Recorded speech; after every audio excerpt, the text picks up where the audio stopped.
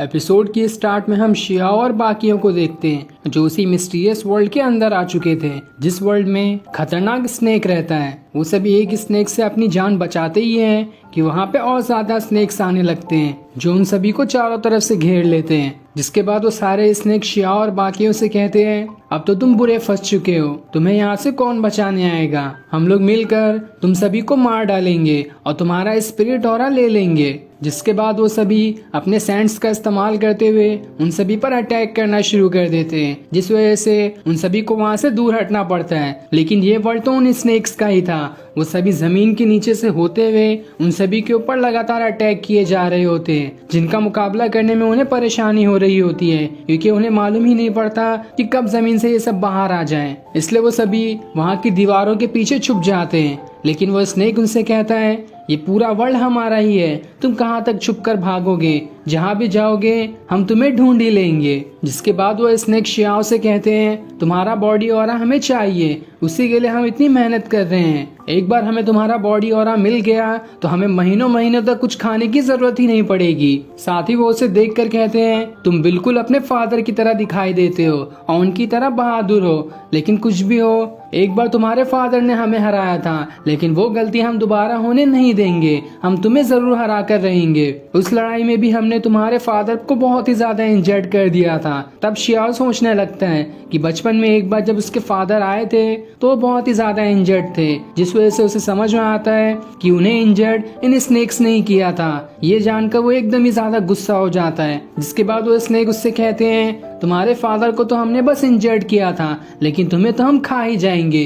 जिसके बाद वो उस पर दोबारा से अटैक करना शुरू कर देते हैं। तो वहीं बाकी स्नेक्स लिंग फेंग और बाकियों पर भी अटैक करने के लिए आने लगते हैं। लेकिन लिंग फेंग अपने कार्ड्स के कलेक्शन को निकाल लेता है और उसमें से एक कार्ड निकाल कर उन स्नेक्स पर अटैक करने के लिए तैयार हो जाता है। और जैसे ही वो उस कार्ड को अनलॉक करता है, उसमें से खतरनाक 2 गन निकलकर बाहर आती है, जिसे लिंगफेंग अपने पास रख लेता है और उन गन की मदद से उन सारे स्नेक्स पर अटैक करना शुरू कर देता है। जहां वो गन थंडर फ्लैश अटैक कर रही थी, जिस अटैक से उन सभी स्नेक्स को तकलीफ हो रही होती है और वो सभी इधर उधर भागना शुरू कर देते हैं। लेकिन उनका आर्मर काफी ज्यादा पावरफुल था, इस वजह से लिंगफेंग के गन के शॉट्स उन्हें उतनी ज्यादा जोर से नहीं लगते और फिर वो सभी स्नेक्स उससे बचने के लिए रेत के नीचे ही छुप जाते हैं। जिसके बाद लिंगफेंग अपनी गन को दोबारा से कार्ड में डाल देता है। लेकिन तब वो सारे स्नेक्स पूरी तरह से तैयार होकर दोबारा वापस आ जाते हैं और इस बार वो ज्यादा गुस्से में थे।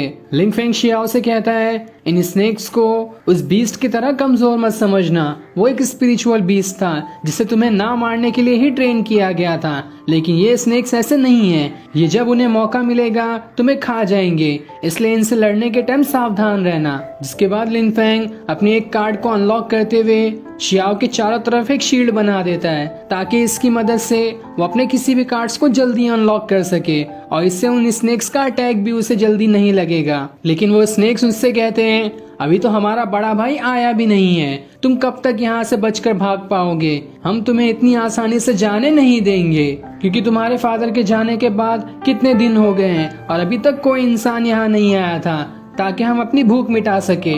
लेकिन अब तुम यहाँ आ चुके हो, इसलिए हम तुम्हें यहाँ से जाने नहीं देंगे। तब लिंगफेंग का ग्रीन वॉरियर अपनी स्वॉर्ड निकाल लेता है और उनसे कहता है, मैं दिखाता हूँ तुम्हें कि मैं क्या कर सकता हूँ। जिसके बाद वो हवा में उड़ते हुए एक जोरदार अटैक उन स्नेक्स पर कर देता है। लेकिन वो स्नेक्स भी कम चालाक नहीं थे, वो एक झटके में उसके सामने से हट जाते हैं, जिस वजह से उस वॉरियर का अटैक उन्हें नहीं लगता। लेकिन ये देखकर वो स्नेक्स आपस में ही बहस करने लगते हैं कि जब इसका अटैक आ रहा था हम सबको एक ही तरफ से मुड़ना चाहिए था, आधे लोग दूसरी तरफ से मुड़ गए तो आधे लोग दूसरी तरफ से। अगर ऐसा रहा तो हमें चोट भी लग सकती है। ये देखकर शियाओ खुद से कहता है, इन सभी स्नेक्स भाइयों में तो आपस में जरा भी नहीं बनती है, हम इसका फायदा उठाकर इन्हीं में झगड़ा लड़ा सकते हैं। तब लिंगफेंग अपने कार्ड से वहाँ पर एक क्रिस्टल बना लेता है और उन सभी स्नेक्स से कहता है, जिससे भी ये स्टोन मिलेगा उसकी भूख मिट जाएगी। इसलिए वो सारे स्नेक्स उस स्टोन को खाने लगते हैं, जिस वजह से उन सभी का आपस में झगड़ा भी हो जाता है और एक दूसरे को ही वो इंजर्ड करना शुरू कर देते हैं। तब लिंगफेंग शियाओ से कहता है, ये चीज ज्यादा देर तक नहीं चलेगी,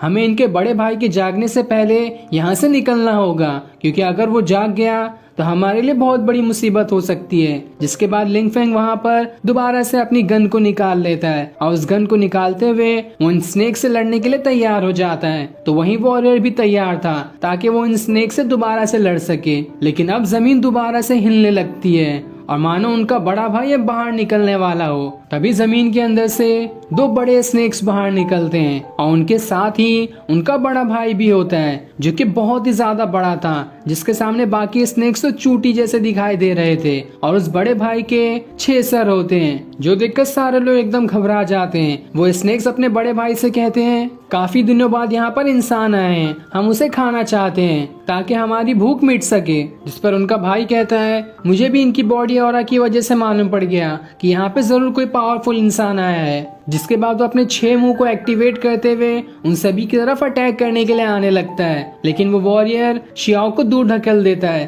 ताकि उसे चोट न लगे। जिसके बाद वो वॉरियर और लिनफेंग दोनों मिलकर उन सभी स्नेक्स पर अटैक करना शुरू कर देते हैं। जहां लिनफेंग तो अपनी गन का इस्तेमाल कर रहा होता है तो वहीं वो वॉरियर अपनी स्वॉर्ड का। दोनों ही लगातार उन स्नेक्स पर अटैक किए जा रहे होते हैं। लेकिन उन स्नेक्स का आर्मर काफी ज्यादा पावरफुल था जिस वजह से उन्हें कुछ नहीं होता। लेकिन तब लिनफेंग चालाकी दिखाते हुए उन स्नेक्स के मुंह पर ही शूट कर देता है जिस वजह से उन स्नेक्स को तकलीफ होने लगती है और वो वहां से भागना शुरू कर देते हैं। लेकिन तब दूसरा स्नेक लिनफेंग को चारों तरफ से घेर लेता है और जैसे ही वो उस पर अटैक करके उसे मारने वाला होता है सही टाइम पर वहां पर वॉरियर आ जाता है जो लिनफेंग को बचा लेता है। जिसके बाद लिनफेंग हवा में उड़ते हुए लगातार गन से उस स्नेक को शूट कर देता है जिस वजह से वो स्नेक्स एकदम ही ज्यादा इंजर्ड हो जाता है। पर इन दोनों की लड़ाई का फायदा उठाते हुए उन स्नेक्स के बड़े भाई ने शियाओ को पकड़ लिया था और वो बाकियों से कहता है, वहीं रुक जाओ, एक कदम भी बढ़ाया तो मैं शियाओ को खा जाऊंगा। इसलिए वो दोनों वहीं रुक जाते हैं। तो वहीं उनका बड़ा भाई उन दोनों के रुक जाने के बाद भी शियाओ को हवा में उड़ा देता है और अपना मुंह भी खोल लेता है ताकि शियाओ गिरते हुए सीधा उसके मुंह के ही अंदर चला जाए। तब शियाओ अपने कार्ड से कहता है, गोल्डन वॉरियर जल्दी से बाहर निकल जाओ, यहाँ तो मैं मरने ही वाला हूँ। मैं जानता हूँ कि मेरे पास अभी इतनी पावर नहीं है कि मैं तुम्हें समन कर सकूं, लेकिन अगर तुम अभी बाहर नहीं निकले तो मैं तो इस स्नेक का खाना ही बन जाऊंगा। और उसके इतना कहते ही उसके कार्ड वाला बॉक्स चमकने लगता है और उस बॉक्स के अंदर से गोल्डन वॉरियर के कार्ड से वो बाहर निकल कर आ जाता है। और जैसे ही शिया उस स्नेक के मुंह में जाने वाला होता है वहाँ पर गोल्डन वॉरियर आकर उसे बचा लेता है। जिसके बाद शिया उससे कहता है, तुम्हारा बहुत बहुत शुक्रिया, अगर तुम यहाँ नहीं आते तो आज तो मैं इस स्नेक का खाना ही बन गया होता। जिसके बाद वो और शिया उस बड़े भाई वाले स्नेक के ऊपर अटैक करने के लिए जाने लगते हैं। लेकिन तब वहाँ पर उसके भाई भी आ जाते हैं और जैसे वो शियाओ पर अटैक करने वाले होते हैं वो गोल्डन आर्मर शियाओ की बॉडी के अंदर ही चला जाता है जिस वजह से उसके हाथ में उस गोल्डन वॉरियर की शील्ड आ जाती है जिस वजह से उन स्नेक्स का अटैक उसे जरा भी नहीं लगता। और फिर गोल्डन आर्मर उसके शील्ड से हटते हुए स्वॉर्ड में बदल जाता है ताकि उस स्वॉर्ड की मदद से शियाओ उन स्नेक्स का खात्मा कर सके। इधर लिनफेंग उस स्नेक से अब भी लड़ रहा होता है जहाँ उसके साथ वो वॉरियर भी होता है। लेकिन वो स्नेक्स रेत के अंदर से छुप छुप कर उन पर अटैक किए जा रहे होते हैं जिस वजह से उन्हें समझ नहीं आता कि कहां से अचानक में वो स्नेक आकर अटैक कर देंगे। इसलिए वो सभी वहीं रुके होते हैं। लेकिन तब लिनफेंग हवा में उड़ते हुए दोबारा एक स्नेक पर अटैक करने वाला होता है। लेकिन जब तक उसका अटैक लगता तब तक पीछे से एक और स्नेक आ जाता है और उन दोनों के मुंह के बीच में ही लिनफेंग आकर फंस जाता है। लेकिन लिनफेंग का आगे क्या होगा इसके बारे में हमें आगे के एपिसोड में पता चलेगा। और ये सीन दिखाते ही ये एपिसोड यहीं एंड हो जाता है। Thanks for watching.